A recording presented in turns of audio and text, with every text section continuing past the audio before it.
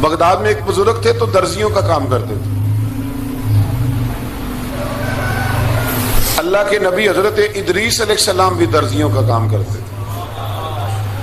خوش ہوئے نا بات سن کے. پیشہ کوئی بھی برا نہیں, ایک برا ہے وہ ہے ہاتھ پھیلانا, اس کے علاوہ کوئی پیشہ برا یہ برا نہیں, یہ ہاتھ پھیلانا برا ہے. حضرت شیخ محمد بن حسن کہتے ہیں کہ وہ بزرگ جو تھے نا, امام غزالی نے لکھا ہے, وہ درزیوں کا کام کرتے تھے تو اس زمانے میں نا کھوٹا سکہ بھی کبھی کبھی آ جاتا تھا. کھوٹا سکہ پرانے لوگوں کو تو پتا ہوگا, چلو نوجوانوں کو بتا دیتا ہوں. چاندی کے سکے ہوتے تھے تو اوپر سے جب وہ گھس جاتا تھا نا نمبر, تو اس کو کہتے تھے اب کھوٹا ہو گیا.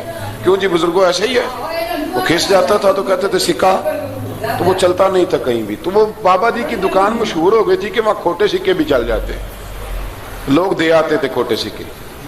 بہت سارے لوگ دے دیتے, بابا جی چپ کر کے قبول کر لیتے. مشہور ہو گیا, جو بھی جاتا کھوٹے سکے دے آتا, بابا جی قبول کر لیتے. پھر شام کو نہ گھوڑے پہ بیٹھ کے جاتے اور دریا میں بہا. ایک دن کچھ بندے کھوٹے سکے لے کے آ گئے تو بابا جی ابھی مصلے پہ تھے, نماز پڑھ رہے تھے, تو بیٹے نے کپڑے دیے تو کھوٹے سکے وصول کیے. تو وہ کھوٹے سکے دینے والا شخص کھوٹے سکے دے رہا تھا, تو وہ بچہ کہنے لگا تم نے بڑی عرصہ بیوقوف بنایا میرے ابا کو, کھوٹے سکے دے لے جاؤ. کہنے لگا تمہیں واقعی نہیں پتا چلتا کھوٹے ہیں؟ کہا ابا جی کا نہیں مجھے پتا, پر مجھے تو پتا ہے نا, اور میرا ابا شام کو کھول کے دیکھتا ہے تو پھر جو کھوٹے کھوٹے ہوتے ہیں انہیں دریا میں بہا کے آتا ہے, لے جاؤ اپنے. اتنی دیر میں بزرگ نماز سے فارغ ہوئے, کہنے لگے نہیں نہیں بیٹے رکھ لے, کھوٹے ہی رکھ لے. سننا بات. کہا جناب کیوں؟ فرمانے لگے میں کھوٹے اس لیے رکھ لیتا ہوں کہ لوگوں نے پیسوں میں ملا کے دوسروں کو بھی تو دینے ہیں نا, تو میں چاہتا ہوں چلو باقی لوگ نقصان سے بچ جائیں, ہمارا تو گزارا ہو ہی رہا ہے, باقی لوگ نقصان سے بچ جائیں. اور فرمایا پھر میں شام کو جا کے دریا میں ڈال کے آتا ہوں کہ کہیں میری اولاد بھی ان کو آگے نہ چلا دے. میں چاہتا ہوں کہ اور لوگ اس کام سے بچ جائیں. درویش کہتے ہیں کہ جب اس بابے کا آخری وقت آیا نا, تو جو اس نے جملہ کہا میرا کلیجہ پھٹ گیا. آخری وقت جو اس نے دعا مانگی تو فرماتے ہیں میرے اندر وجد اور کیف کی صورت پیدا ہو گئی. فرماتے ہیں ان بزرگوں نے اپنے آخری وقت دعا مانگی, اے اللہ میں نے ساری زندگی کھوٹے سکے قبول کیے تاکہ تیرے بندے شر سے بچ جائیں, تو یا اللہ تو بھی اس کھوٹے سکے کو قبول فرما لے.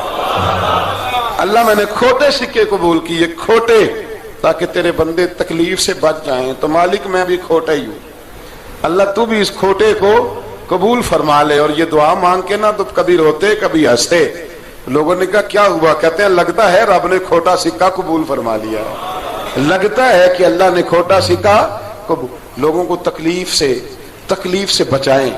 ہمارا وجود یارو مطلب کیا ہو جائے گا 2 منٹ کے لیے سمجھ لیں کیا ہو جائے. یعنی اگر آپ بڑے غصے سے باہر آئے اور پاپڑ بیچنے والے پہ آپ نے غصہ نکال لیا سارا, میں رات کی ڈیوٹی کر کے آیا ہوں, تھکا ہوا ہوں, اور تو پاپڑ بیچنے آ گیا, تم لوگ بڑے نالائق ہو, بدتمیز ہو. آپ نے یہ سخت جملے کہہ دیے, چپ کر کے وہ آدمی معذرت کر کے گزر گیا. وہ تو سارا دن پریشان رہے گا نا کہ میری غریبی کا مذاق اڑا. مطلب ہو کیا گیا, ہوا کیا اگر اس نے کوئی بات کر لی.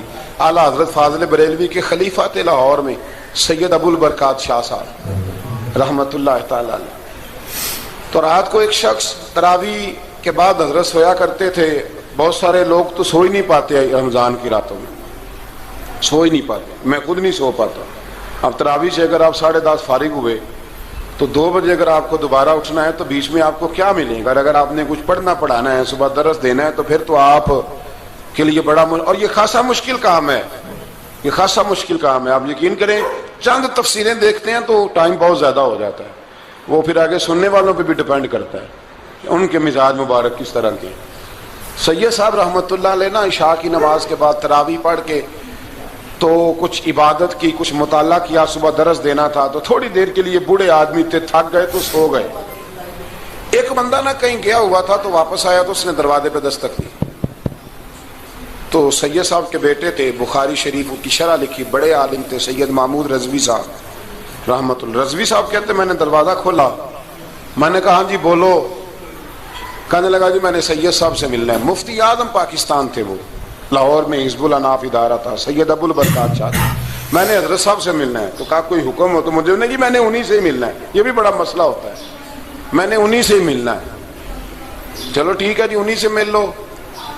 تو کہتے ہیں اتنی دیر میں نا سید صاحب بھی اٹھ کے آ گئے. محمود کون آیا؟ تو اس نے کہا حضور میں آپ کا ایک عقیدت مند ہوں, تو میں کہیں گیا ہوا تھا تو ابھی واپس آیا ہوں, تو مسئلہ نا کئی دفعہ پوچھنا کرتا ہوں تو بھول جاتا ہوں, ذرا بات کی نزاکت کو دیکھنا, بھول جاتا ہوں. تو یاد آیا تھا تو میں نے کہا چلو ابھی پوچھ آتا ہوں, گزر رہا تھا یہاں سے. میں پوچھو. کہنے لگا جی پوچھنا یہ تھا کہ جس نے فرض جماعت کے ساتھ نہ پڑھے ہوں رمضان میں, تو کیا وتر جماعت سے پڑھ سکتا ہے؟ مسئلہ پوچھنا تھا. علامہ محمود رضوی صاحب کہتے ہیں مجھے بڑا ہی غصہ آیا. میں نے کہا کہ پتہ نہیں کوئی اس وقت مشکل آ گئی ہے جو رات کو آیا ہے.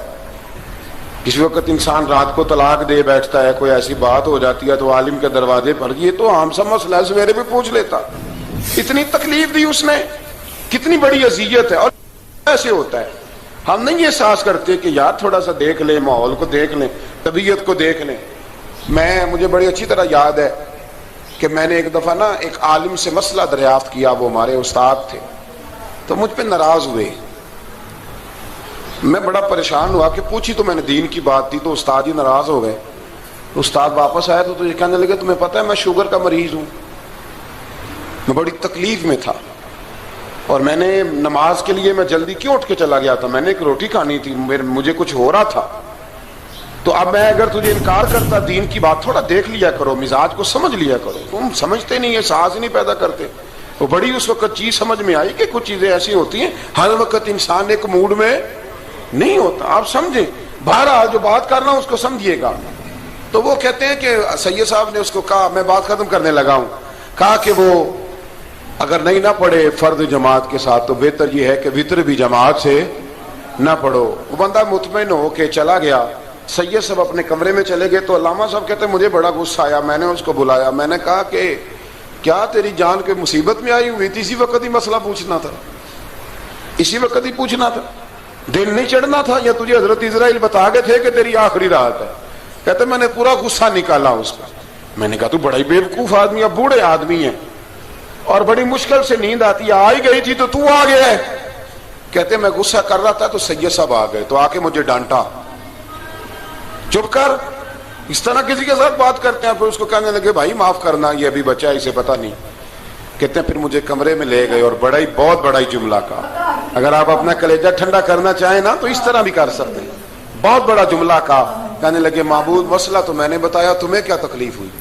اور پھر فرمانے لگے شکر کرو اللہ کا, اس دور میں بھی کوئی دین کی بات پوچھتا ہے. شکر کرو اللہ کا, اس دور میں بھی کوئی دین کی بات پوچھتا ہے. شکر کرو اللہ کا, کوئی دین کی بات پوچھتا ہے, ورنہ تو لوگ پوچھتے ہی نہیں.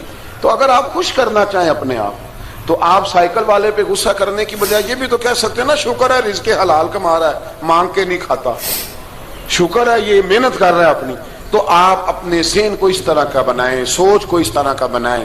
آج اس جمعے میں ہم نے ارادہ کرنا ہے کہ ہم نے آسانیاں دینے کی کوشش کرنی, ہم نے لوگوں کو تکلیف نہیں دینی, ہم نے کسی کو آزمائش میں مبتلا نہیں کرنا, ہم نے کوئی ایسا کام نہیں کرنا جس کی وجہ سے لوگ سمجھیں کہ یہ آدمی بوجھ بن گیا.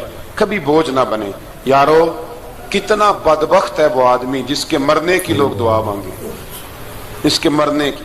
حضرت عبداللہ ابن مبارک کے پڑوس میں ایک یہودی رہتا تھا, یہودی تھا, یہودی. حضرت عبداللہ ابن مبارک مکان بیچنے لگے. حضرت عبداللہ ابن مبارک کا پڑوسی مکان بیچنے لگا, وہ یہودی. تو کہا تو کہا کتنے کا؟ 2000 دینار کا. 2000 دینار. تو انہوں نے کہا کہ اس گلی میں, اس محلے میں تو 1000 دینار کا مکان ہے, تو تیرا 2 کا کیوں ہے؟ کہنے لگے 1000 میرے مکان کا اور 1000 عبداللہ ابن مبارک کے پڑوسی ہونے کا. اس لیے کہ اتنا شاندار پڑوسی تمہیں کبھی نہیں ملے گا جس کی ہم نے کبھی آواز ہی نہیں سنی. 1000 روپیہ لوں گا ان کے پڑوس میں جگہ دینے کا, 1000. تو وہ شخص کہنے لگا یہ تو نے عجیب بات کر دی, حالانکہ تو یہودی ہے, یہ تو نے عجیب بات کر دی. تو کہنے لگا 3 دن میری گلی میں آ کے رہ, تو دعائیں مانگے گا کہ یا اللہ میں یہیں رہنا چاہتا ہوں. وہ دعائیں مانگے گا کہ اتنا اچھا انسان, اتنا خیال رکھنے والا, اتنا خیال والا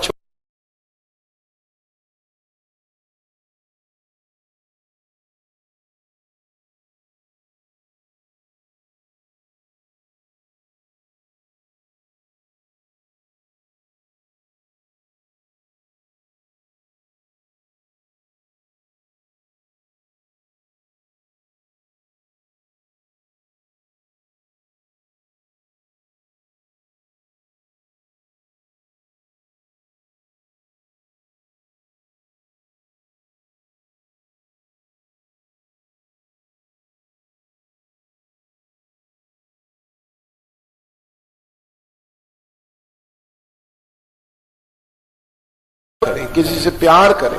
اور یارو چھوڑو مزدور بن جاتے ہیں. شیخ سعدی کہا کرتے تھے جب سے مخدوم بناؤں نا لوگوں سے خدمت کرانے لگاؤں مزہ ہی نہیں آیا. مزہ تو تب آیا ہے کبھی نانی کی خدمت, کبھی دادی کی خدمت, کبھی ابا کی خدمت, کبھی اس کی خدمت. کہتے ہیں وقت گزرا تو پھر استادوں کی خدمت, پھر اللہ نے موقع دیا تو پھر پیروں کی خدمت. اور کہتے ہیں میرا تو دل کرتا ہے میں مریدوں کی بھی خدمت ہی کروں, میرا تو دل کرتا ہے میں شاگردوں کی بھی خدمت ہی کروں. کہتے ہیں جو مزہ خدمت میں آیا ہے وہ خدمت کرانے میں یہ مزہ بھی لینے کی کوشش کریں.